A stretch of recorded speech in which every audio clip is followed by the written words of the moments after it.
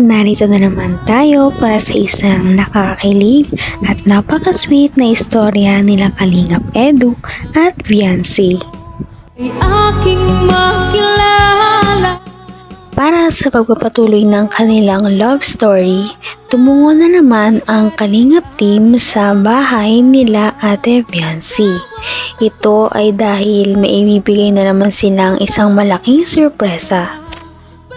Kung matatandaan natin sa nakaraang video ay sinabi ni Kalingap Edu na gusto niyang bigyan ng washing machine si Ate Viancy. Kaya naman sa kanilang susunod na pagdalaw ay sa tulong ng isang sponsor ay nakabili sila ng isang washing machine. Makikita natin na binubuhat na nga ni Kalingap Rab at ni Kalingap Edu ang napakalaking sorpresa para kay Ate Viancy na siyang tiyak na ikakatuwa nito. Maya-maya pa ay dumating na nga sila sa bahay nila Ate Viancy at agad naman silang ipinatuloy sa kanilang bahay. Kapiling ka, ayoko na muling nag-iisa. Pagkatyan ka na. Pagkatuloy nga ng Kalingap team sa bahay nila Ate Viancy ay humarap sa kanila ang napakagandang si Viancy na bihis at mukhang nag-ayos na naman siya para sa araw na ito. Ngunit noong tinanong siya ni Kalingap Rab kung ano sa tingin niya ang sorpresa sa kanila ngayong araw ay hindi niya daw ito alam. Gulat na gulat naman si Ate Viancy noong ang sorpresa pala sa kanya ay isang bagong-bagong washing machine. Dahil sa saya na nararamdaman ni Ate Viancy ay tinawag niya ang kaniyang nanay upang ipakita ang bagong sorpresa sa kanila ng Kalingap team at siya naman kinatuwa din ng kaniyang ina. Lubos ang pagpapasalamat ni Ate Viancy at ng kanyang mama sa mga tumutulong sa kanila araw-araw.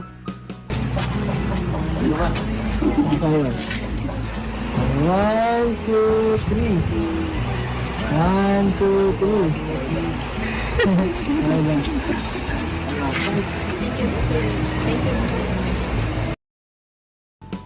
Bakas nga ang kilig sa mukha ni Ate Viancy dahil hindi na naman siya mapakali dahil nandyan si Kalingap Edu.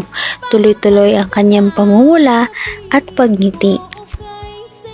Mas kinilig pa ang lahat noong sila ay magtabi upang magkaroon ng kanilang picture taking. Matapos nito ay nagpakitang gilas naman agad si Kalingap Edu upang buhatin ang napakabigat at napakalaki na washing machine na sorpresa kila Ate Viancy. Ito ay inilagay nila muna sa labas dahil nga sa pagkasikip ng bahay nila Ate Viancy.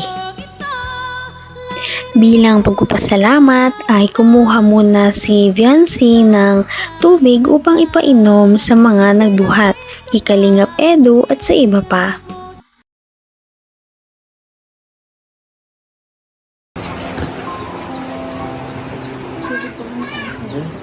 Ay, salamat.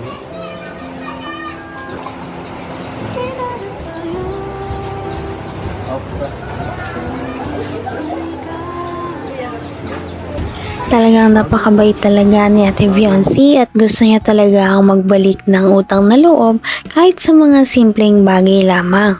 Maya-maya naman ay sabi ni Ate Viancy na parang napakainit naman pala sa kanilang bahay. Kaya naman si Kalingap Edu ay dali-daling tumayo at kumuha ng karton mula sa lagayan ng washing machine kanina.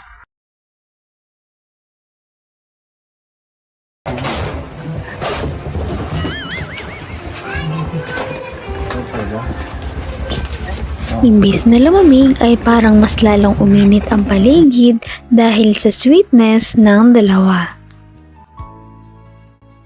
Maya-maya ay parang nakaramdam na rin sila ng gutom dahil hapon na nga, kaya naman napagpasyahan nila na magmerienda na. Kala ko pagpunta namin dito, lutuan mo kami ng tinola. Sige,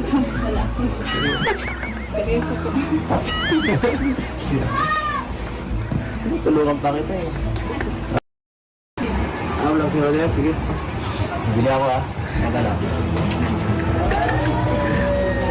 Hindi nga in-expect ni Viancy na tototohanin ni Kalingap Edu ang kanyang biro noong nakaraang video na sana paglutuan siya ni Viancy ng kanyang paboritong ulam na tinola. Di ka rin Kahit pa nabigla si Ate Viancy ay pumayag na lamang siya dahil ito ay request ni Kalingap Edu.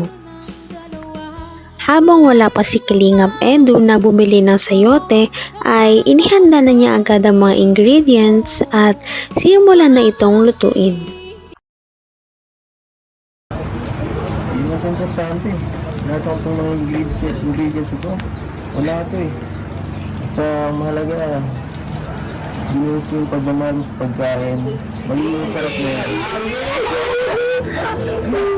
Magiging masarap na lang yan. Halata sa kanilang dalawa na nag-i-enjoy sila sa kanilang pagluluto na may halong biruan. At dahil nga napakainit sa bahay nila Ate Viancy, hindi may iwasan na pawisan na talaga silang dalawa.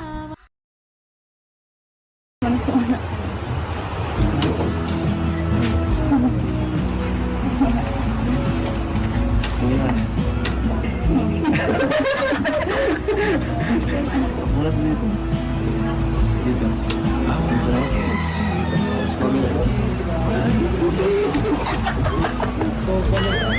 Ano ba kaya? Sige. Baka... Pupuin na ako. Pupuin na ako. Hindi ko makita na lang ka. Dito pa, oh. Sa mata ko, hindi ko na hawakan.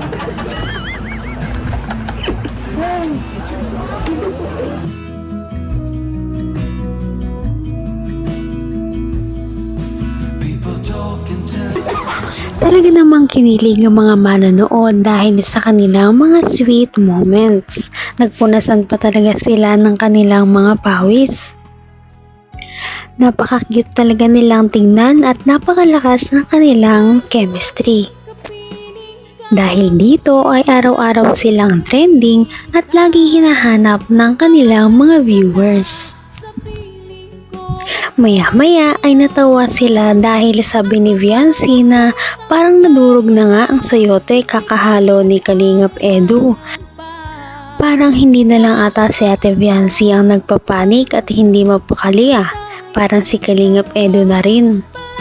Ito na yata ang epekto ng kilig sa kanilang dalawa. Maya-maya ay luto na nga ang kanilang pinaghirapang tinola. Tinawag na nila ang lahat dahil kakain na. Ngunit bago sila kumain ay nagkaroon muna sila ng taste test. Tinikman muna nila ang kanilang luto kung pasado na ba ito, may kulang pa ba o daragdagan pa ba. So, sige. I-check ko. Double check natin. Uy. Sabi ko na eh. Sinabi ko na. Napakasarap. Napakasarap talaga. Sigurado makagustuhan ito ng lahat.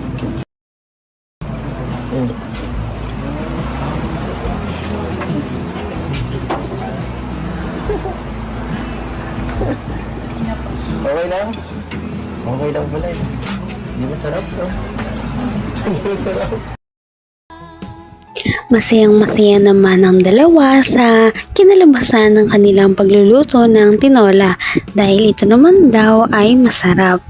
Kaya naman sa huli ay nagpasalamatan muna silang dalawa bago nag-appear. Ayoko na muling nag-iisa. Pagandyan ka na sa piling ko o kay saya. At kung ano ako'y tanggap na, hindi ka rin nag-ani. Sana ay patuloy pa natin silang subaybayan at suportahan. Si Ate Viancy at Kalingap Edu, ganoon na din ang Kalingap team. Yun lamang at maraming salamat sa panonood. Hanggang sa muli. Bye! Mahal